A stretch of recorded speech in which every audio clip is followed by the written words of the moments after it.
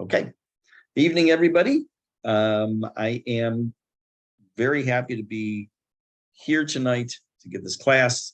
I'm telling you already now, Bezrat Hashem, next week we are not having class. I hope to be in Karnei Shomron. It was supposed to be tomorrow evening in Beit Shemesh for the book launch. I just canceled it for various reasons. I had to cancel it. But hopefully next week I have one in Yerushalayim on Monday, one on Tuesday in Karnei Shomron. So I won't be having class, unfortunately, next week on Tuesday.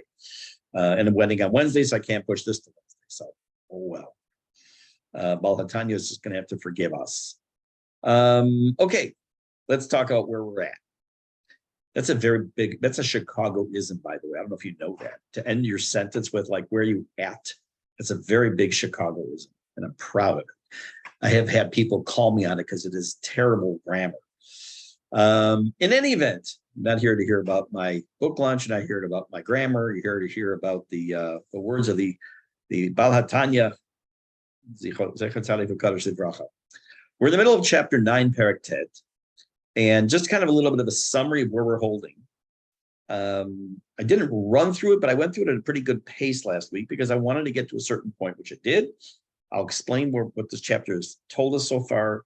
And then tonight, we're not going to get too far in the text. We'll get a little bit in it, but there's 4 concepts we have to learn. 2 of one type of group and 2 of a different group. We'll look at some of it inside, some on slides. Okay, so what's going on? We've spent months with the terms Nefesh HaBahamit and Nefesh Elokit, the animal soul, animalistic soul, the godly soul. We talked about what they are, what they're not. We talked about Klipat Noga, where the Nefesh HaBahamit is, which means that it has the potential of turning something to Kedusha, every action that's part of in the world, so to speak, that we have the opportunity, the option and ability to do so. The computer I'm using right now I could use for, as they say in movies, for good or evil. If I use it for good, I give a shiur, and I elevated this Klipat Noga computer to Kedusha. If I use it for shtuyot, then I throw it down the toilet. But this chapter started with is telling us a little bit of spiritual anatomy. The spiritual anatomy we're talking about has to do with the location. Again, we're talking not physical, even though he uses physical terms, because we're talking about something spiritual. The location of the Nefesh HaBahamit, the Nefesh Elokit, where they are. And he says that I'm not going to read it all inside. Just if you want to take a look, I'm not even going to put it on the screen just yet. That the Nefesh HaBahamit, the very beginning of the chapter, he told us, is found in the left cavity. The left, I'm going to use the word cavity, left because that's the word they use as halal, space of the heart, which is the side of the blood, and in the right side is the Nefesh Elokit, where there is no blood, where there's just space. Again, it's kind of hard for us to say, what do you mean there's no blood in the heart? And we know there's 4 chambers, not 2. Again, we're not talking about the regular heart, even though we're going to be referring to the heart a lot. And he gave us an interesting approach. We've talked about before, and especially last week, that there's this ongoing discussion among philosophers, and then people who are not philosophers, just stop. Is it our mind rules our heart, or does our heart rule our mind? And, oh, sorry, hold on, I said something wrong. The Nefesh Elokit, sorry, the Nefesh HaBahamit, let's go back. The Nefesh HaBahamit is found in the left side of the heart, where the blood is. The Nefesh Elokit, I misspoke. Sorry, that's by the way saying I made a mistake. You don't make mistakes, and you just misspeak. Is in the brain. So we kind of have this tension, where on the one hand we have our Nefesh Elokit in our brain, and on the other hand we have our Nefesh Bahamit in our heart, specifically on the left-hand side. So what?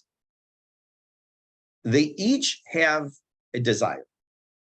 The left-hand side of the heart, with the Nefesh Bahamit, wants to hitpashet, to spread through the body, and it wants to go all the way to the brain. When I have a desire, let's say, to speak Lashon Hara, the beginning of that is not in the brain. It starts, as it were, Nefesh HaBahamit to the heart and works its way up to my brain. And it makes me think and then take action. When I have a desire to daven, to do a mitzvah, where does that come from generally? That's going to come from the Nefesh HaElokit. We'll see what I say generally later in the book. The Nefesh HaElokit. And its desire is not only to permeate the body with the idea of the godly soul and to have it move my limbs for godly purposes, but it's also looking to do a knockout punch to the Nefesh HaBahamit and to knock it, so to speak, into an empty space in the heart. So that when we have the Nefesh HaBahamit driven actions, the heart rules the brain. When we have Nefesh Elokit actions, and I'm simplifying it a lot, it's much deeper than that, but I just want to make sure this part is clear. When I have Nefesh Elokit ideas, serving Hashem, davening, doing a mitzvah, whatever it might be, it starts and emanates from the brain and works its way through the body to the hearts and overcoming the Nefesh Elokit, Nefesh HaBahamit. And we're going to see what that means by overcoming it. We're going to talk about that.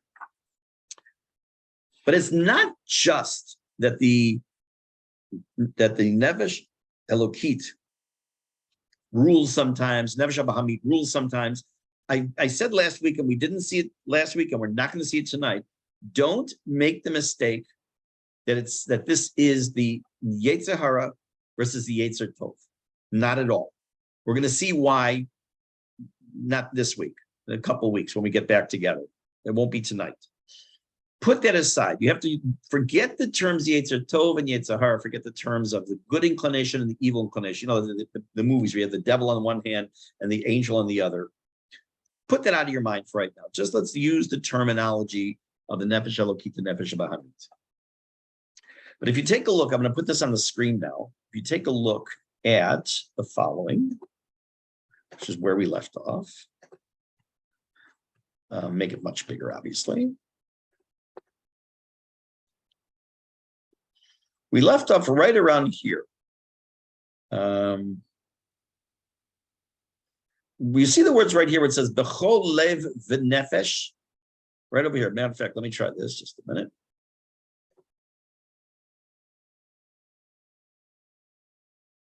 Right here. I want to pick it up from that spot. What's happening is it's in the process of many, many lines of saying what the Nefesh Elokit in the brain is looking to do. It's trying to seep through, as it were, the entire body, and its goal then is to go to the point of, to connect to, right before it actually, to L'dovka bo be'insof baruch hu, to connect completely the whole body, to connect to Hashem, b'chol lev v'nefesh, with his entire heart, uma'od me'umka deliba shebechalal hayimani, she'ayet tocho ratzuf ahava. The goal of the Nefesh HaBahamit is to instill it into us. Let me just get rid of this little annotating thing.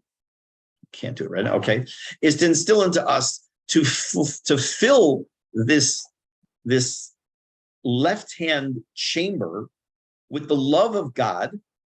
Leikafia lesitra achra yisod hamayim haraim shaba. I'm just going to use the word right now, change. It's going to be much deeper than that.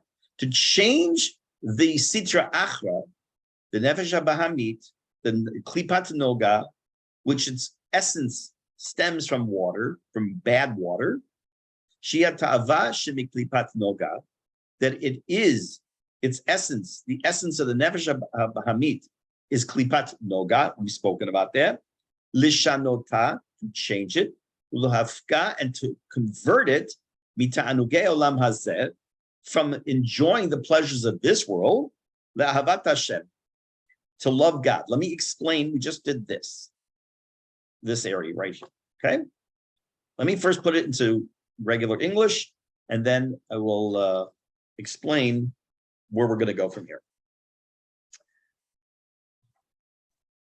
The Nefesh Elokit, first of all, remember, the Nefesh Elokit doesn't want to be here in the first place, right? It's a chelek elokam mimal, preferred. If you had a choice of, it's for free, flying first class on an airplane from here to Australia, or flying steerage in the back of the plane next to the bathrooms, Which are you going to choose? You don't want to be stuck in the back of the plane.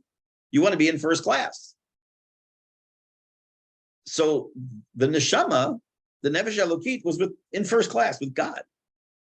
But now, it's here, it has its own goal. And its goal is lehit pashet, to spread to the body, not just to see to it that every limb of our body does the will of God, including machshava, dibur, ma'aseh, thought, speech, and action, but also how we feel about it. What does that mean? On the one hand, I can give tzedakah. Okay, I actually had a dream last night. I gave tzedakah to someone on a bus, to a chatan. I don't know, I've never had such a dream before. I went looking for meaning behind it today. In any case, that's another thing you don't need to know right now. Anyways, so I give tzedakah, right? So in my heart, maybe I'm thinking, here, just get out of here. Here's 5 shekel. But on my face, I might say, yeah, here it comes. Shkoyach, have a nice day.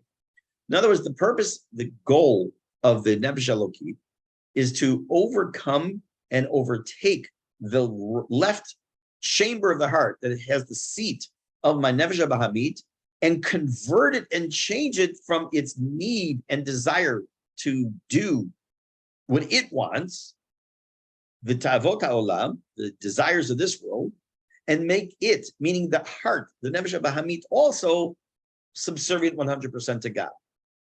Okay, now, in order to understand these concepts of what exactly it is we're talking about, I need to introduce you to 2 fundamental words and concepts in Chassidut. Without them, this chapter will make sense, but will not be meaningful. Not that it'll be meaningless, it just won't be meaningful. So I'm going to take a look at something, take us off screen share, and get that document up on the screen. Do I have it here? Yes, I do. Okay, good. So let's go back to screen share and find that document. Here we go. I know it's all in Hebrew. I will read and translate. Don't worry. Let me make it bigger. Okay. If you look at the top, wait, let me go up to the top of the screen. What happened here? Just a second.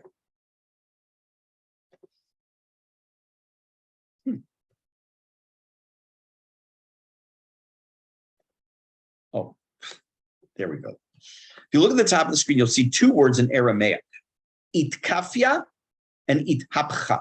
You see that? You can just shake your heads. I know you're on mute. You see these 2 words? Okay, itkafia and ithapcha. These 2 words are going to be critical in our understanding this chapter and other chapters later. For those of you who want this document, this is actually from Chabad. I'm happy to send it to you afterwards, but I'm going to read through this slowly and explain it. Pretend you are in Kita Daled, 4th grade. I think that's when you learn decimals, maybe. I don't know. And the teacher says, okay, we're going to learn decimals today. And he or she starts writing on the board 33.792 and starts going, and the kid goes like, what's a decimal? You didn't explain to me. Tell you a true story. I took my first and second daughters to a baseball game, to a Cubs game. My oldest was probably the time 10 or 11, and my middle one was probably 9. And here I am being the cool dad. And we're sitting our seats, and I'm explaining the game. This is their first baseball game. I'm talking about how the batter has to hit the ball, has to run around the bases, and with the first, what a base hit is, a double and a home run. Okay, I thought I got it covered. But halfway through the 3rd inning, one of my daughters, forgot which one, looks at me and says, Daddy, is this a baseball game? Like, I completely left off like the main thing. We're going to a baseball game. I started telling her all the rules, but without telling her what it is we're watching. So I've been very sensitive to stuff like that when teachers teach a topic with the understanding that, or the assumption that everyone knows what this is, and even if they don't, here's a quick little understanding. This is critical. So I'm going to spend some time on this. The lexicon shel Torah Chassidut, in the lexicon of the idea, the words of Chassidut, yesh shtei milim aramiyot שקשה לשער עד כמה הן מרכזיות ובסיסיות בעולמה של חסידות. There are 2 Aramaic words that is very difficult to explain how critically important they are, how central and basic they are to the world of Chassidut. הן חוזרות ונשנות הן They're repeated multiple times. On the one hand, they're mentioned many times when it comes to a discussion of the creation of the world, on good and evil in the world. Also, also in regards to the framework of serving God, as the world of Chassidut looks at what it means to serve God.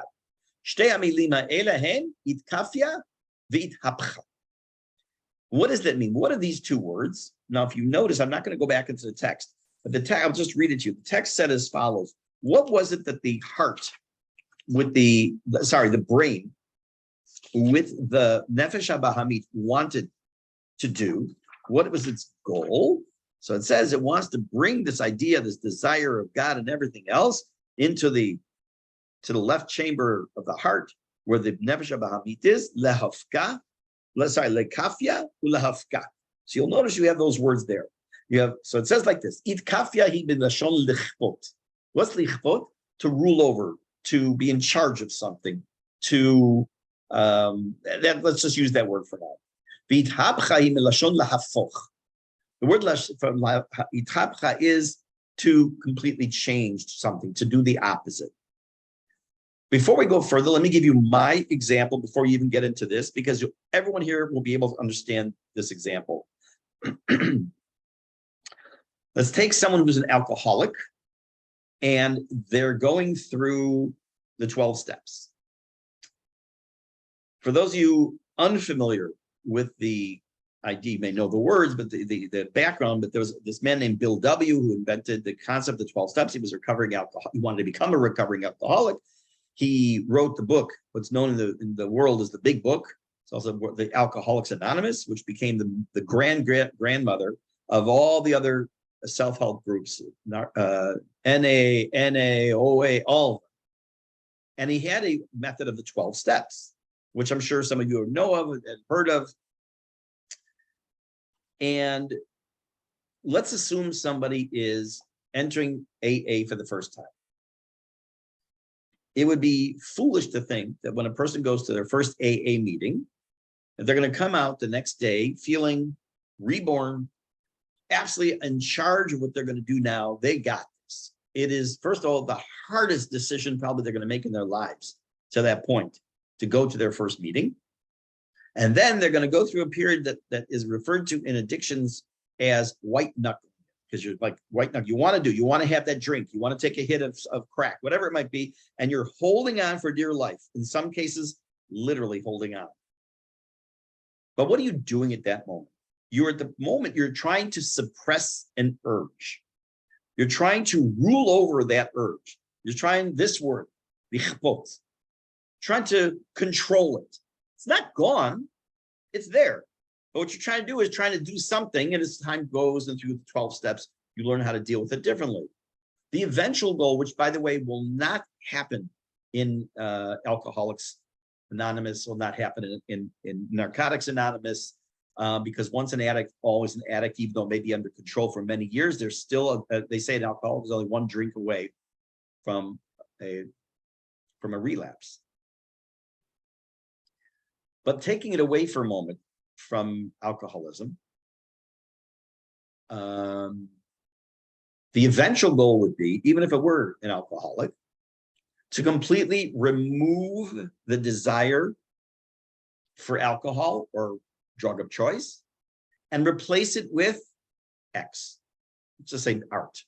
Stop, came to my head. In that case, what you've done is you're no longer suppressing the urge. The urge is gone and been replaced with something else. These are these two words, lichpot and lahafoch, itkafya and idhapcha. Let's take a look. These are the two general situations. The situation of the presence of good versus evil. They cannot coexist at the same time. There's a law in physics that two bodies cannot, how's it go? Two bodies cannot something in the same space. Cannot, not fill, there's a word. cannot. In other words, if I have my phone here, there's nothing else that can be exactly where my phone is. It's either the phone's there or something else is there.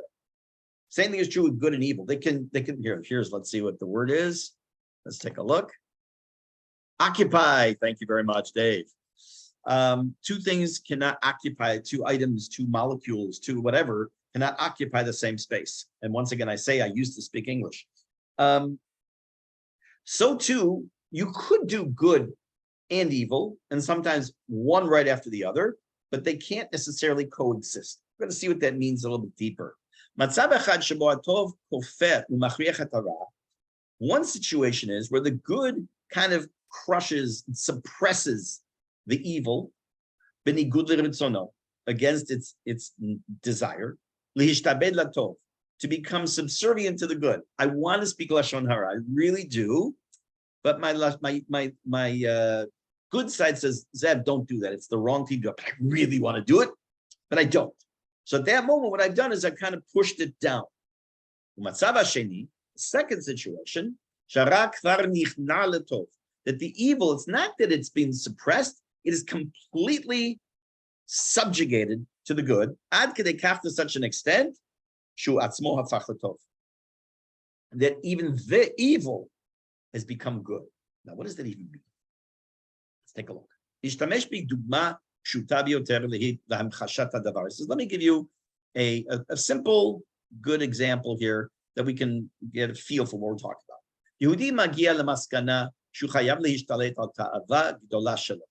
Let's say a guy, a Jewish guy, comes to this decision. He realizes he has to take control of one of his ta'avot, one of his desires. Ta'avat achila divrei mutarut. He eats too much. He needs to take control. He likes to eat sweets. There are things that they're just like beyond. He doesn't need them even. Or it could be mutar because they're permitted to eat.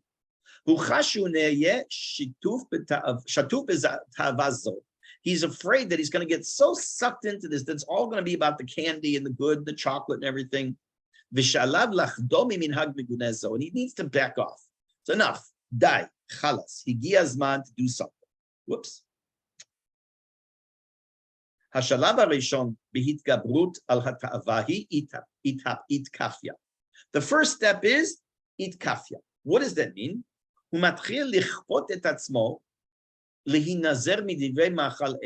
He forces himself. He works on it so that he will push away these foods. Lihinazir, like the word nazir, same shoresh, but he will marginalize and not use these foods at all. But it's not because he decides, oh, I don't need that kif. I don't need that anymore. He really has to work on it. He opens the cabinet, he sees the chocolate that he really wants it. He says, no. Every time he sees these things, he really still wants to eat them. He starts to salivate. He overcomes it. And he is successful and he's able not to touch them. It's a mistake. It's a mistake. Nothing's changed in him at this point. Nothing. And his desire is still there. Nothing's changed. All he's done is right now he's overcome the desire to eat the chocolate. What's he done? He's accomplished one thing, which is just to not eat that which he didn't want to eat. That's itkafya. Hashalav hasheni, the second step, usually will come long after he's been able to withstand and go through that first step. Not like one day he has the desire, boom, the next day it's gone. After a long period of time, continuous, sustained period of time, he's been makpid and careful not to be dragged into eating this kind of food. And when he's done this long enough, shel ithapcha. He starts to develop a path of ithapcha, which is, what is that? Hata'ava atzma holechet v'necheleshet. His desire starts to wane. To the point where it's completely gone. For anyone here, before I go on, for anyone here who's ever tried to get off of sugar, that's a very common thing to try to get off of. I've never tried to get off completely. I'm off of it a lot, but not completely because I really haven't tried. But a person who decides to get off of sugar will say, whether it's been you or you know someone who has, you could ask them, the first week, 2 weeks, maybe 3 weeks, it is grueling. It is very, very difficult. But what you will find is that after you've been able to go through this for a while and your body does not crave it as much and time goes on, you have people will say they don't even crave that sugar anymore. Now, it doesn't happen overnight. It's a process. If you're in England, it's a process, but it takes time and you have to work at it. And what is it? But then what happens? The more the time passes, it requires less and less willpower as time goes on to get rid of that desire. Because he has less of a desire. So the end of this path or this process, to the point where he's actually repelled by these things and begins to hate them. He doesn't have to try to force himself and say, oh, I shouldn't eat this. It's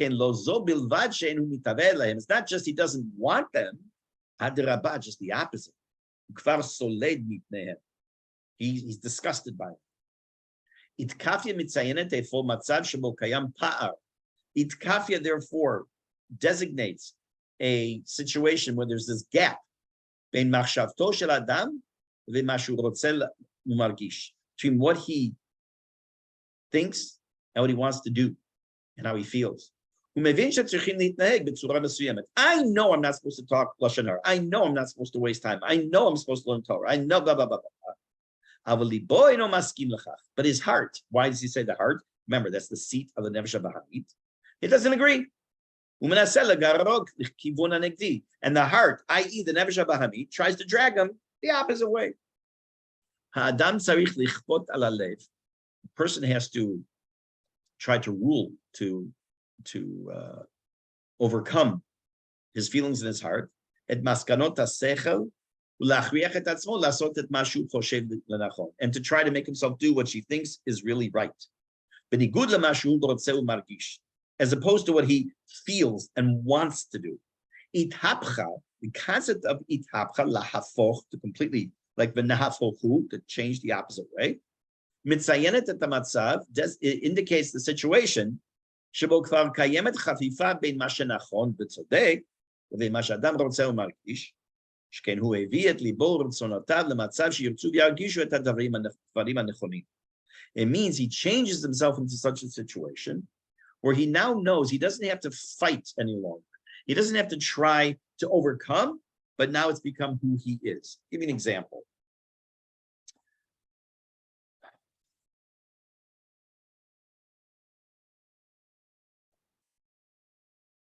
I have never struggled, ever in my life, to not eat something treif.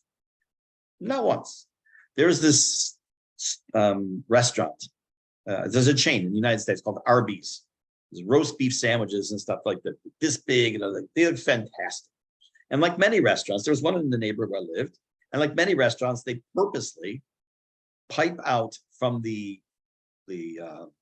like a vent, the aroma from the kitchen, because as people walk by, it almost literally sucks them in. You walk by and it smells great and all, but I never, ever, ever struggle with, I really want to go in there. So does that mean I've overcome a Yetzer Hara to eat treif? No, because I didn't have the Yetzer Hara in the first place. I've got all the Yetzer Haras. Oh, it's 5 hours and 45 minutes. The ice cream looks good. You know, that kind of stuff. But to eat treif on purpose, never had the struggle. What about somebody who grew up not eating kosher? And I've had discussions over the years with people who into their adult life were not keeping kosher. And then they became religious or became Jewish, and now they no longer allowed to eat kosher. I mean, treif.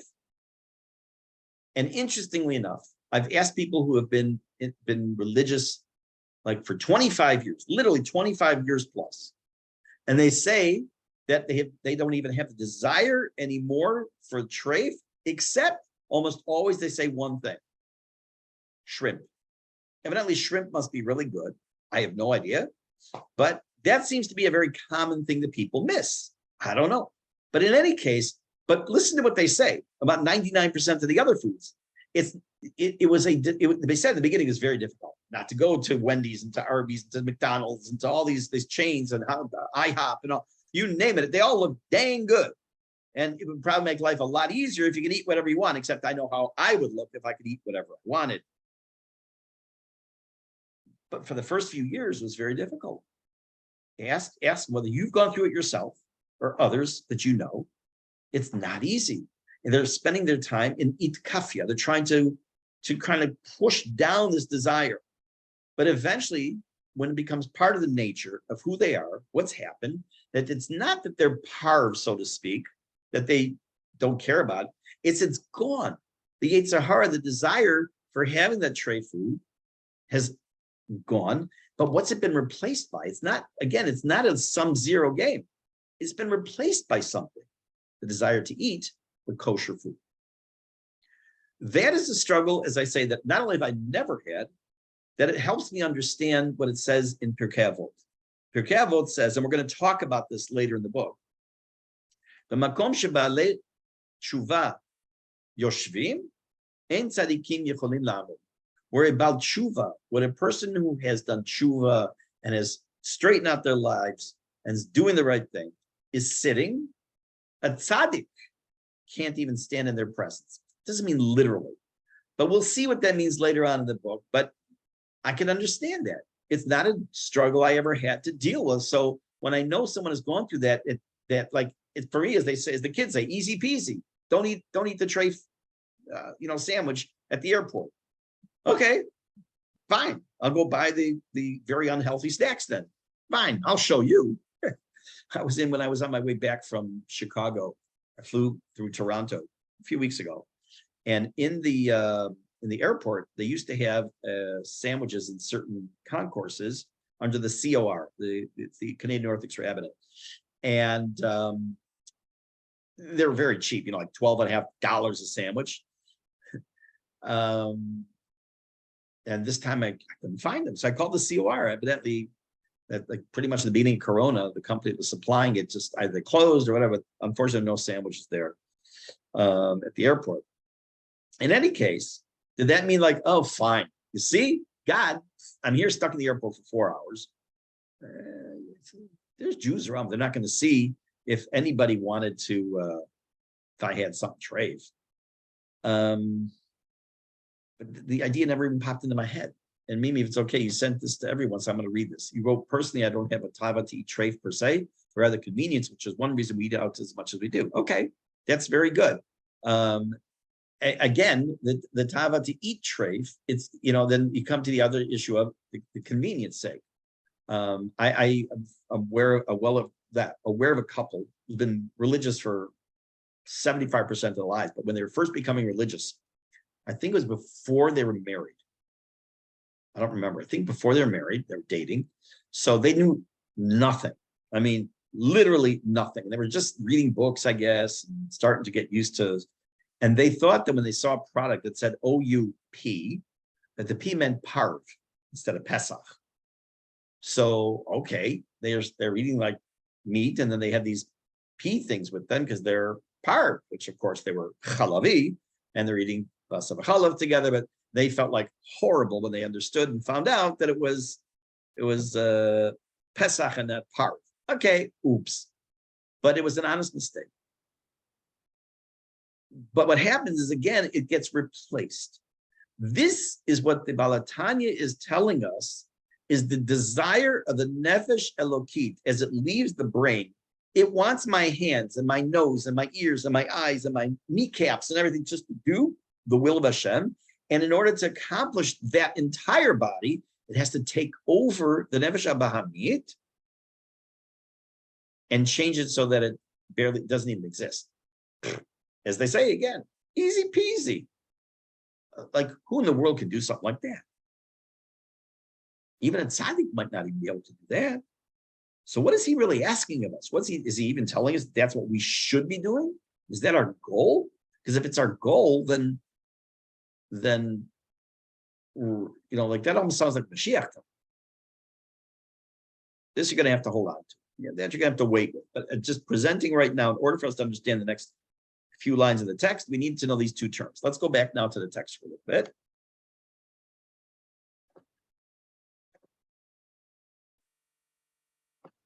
Let's see.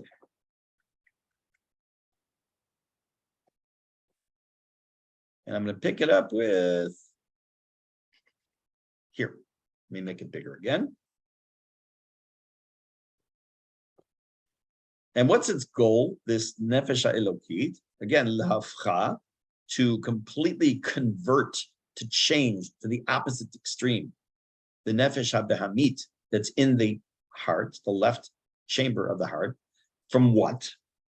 Mita'anuge olam hazeh, from the desires of this world, the pleasures, enjoyment of this world. For what? To what? Me, from, le, to. From the pleasures of this world to ahavat Hashem, Moshe Katuv, as it says, B'chol levavacha. You should love Hashem with all of your heart. But you'll notice it says levavacha. It's a very well-known statement in many places.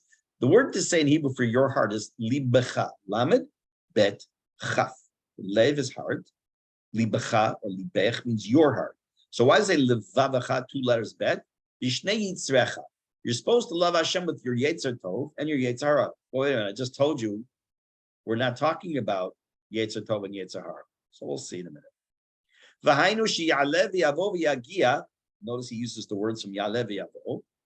So we have to elevate our love of God. I can love God with my nefesh habahamit. How can I love Hashem with my nefesh habahamit? I do a mitzvah because it makes me feel good. I give tzedakah because I feel good. I want to help that poor person. I'm not giving him tzedakah because Hashem told me to do the mitzvah tzedakah. I'm doing it because I want to help that person. As soon as there's an I involved, it's still your nefesh habahamit. Even as good as it is, and it's a mitzvah, you get credit for it.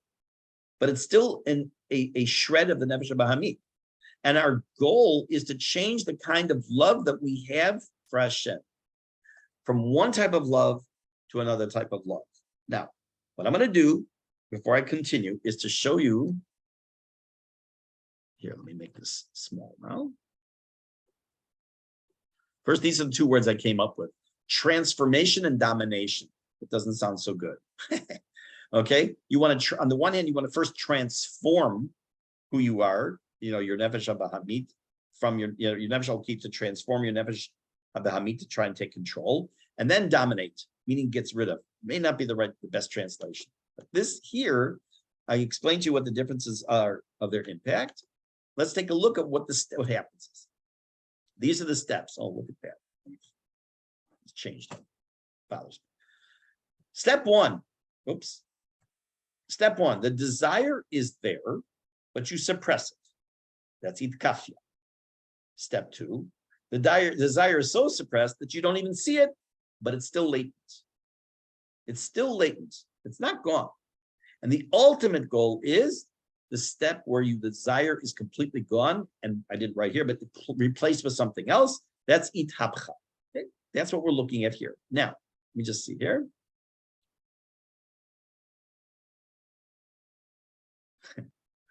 Okay. We need to understand 2 terms. Now, I see, I'm going to make a judgment call here. Let me give you a little background. We're not going to do it now. I'm going to leave you with not a brain teaser, but maybe like a little bit of thought.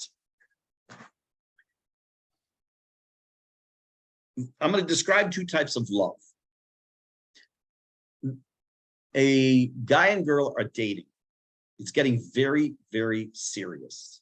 to the point where she's waiting for him to ask her to get married. And he's contemplating, I need to figure out how to ask her. He is what we say maybe lovesick.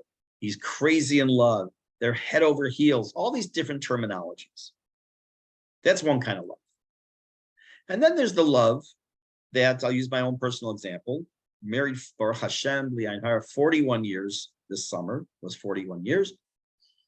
I love my wife tremendously. I cannot imagine my life, chas v'shalom, without her. I call her my better 7/8, and that's an understatement. Do I feel today this head over heel love that I felt while we were courting and when I asked her to marry me? That wouldn't be normal to feel that. Which is a stronger love? That's one question. Which is a more sustainable love? So these kinds of love that we have for Hashem, they're going to just, the Baal Tanya is going to talk about these two types of love that on the one hand, even with our Nefesh HaBahamit potentially, we have this crazy love for Hashem, which is called love of Ahava Shel Bishpei Esh, like this burning love of God. And then we have the love of Ahava B'Ta'anugim, this like calm love of God. It just now popped into my head some idea I'm going to share with you. May or may not be accurate, but I'm thinking about this. It may not be accurate. I'm still going to say it out loud. What's the difference between how matzah is made and how bread is made? If you've ever been to a matzah factory or ever watched a video, it is frenetic pace. Remember, you have 18 minutes if you're making it for Pesach, from the time water touches flour until your product is in the oven. 18 minutes. And the cleanup in between has to be quick. Everything is absolutely frenetic. Move, move, move. Come on, come on, come on, come on. If you ever see, go to the, you hear, come on, yalla, yalla, yalla, yalla. What about bread? You mix the water and the flour and you put the yeast in. You let it rise. Then it rises and you punch it down. It rises, and you take it off, and you roll it, and you smash it, and you move it, and you braid it, and you put it in the oven. And then a little while later, you have the egg, and you put the egg. It's a much different process. In a sense, I think, and I might think about this a little bit deeper if I can, if I get the chance, that these are also the two types of love that we're talking about. This frenetic, crazy, wandering wonder, on the one hand, and the other just sustainable, moves along at a good pace and keeps going. Now, I'll end with one short idea. This is not original at all. When a guy puts on tefillin in the morning, I don't have the custom to do this or to say it, but there's a custom, there's the pasuk you say when you do the windings around the finger. Etc.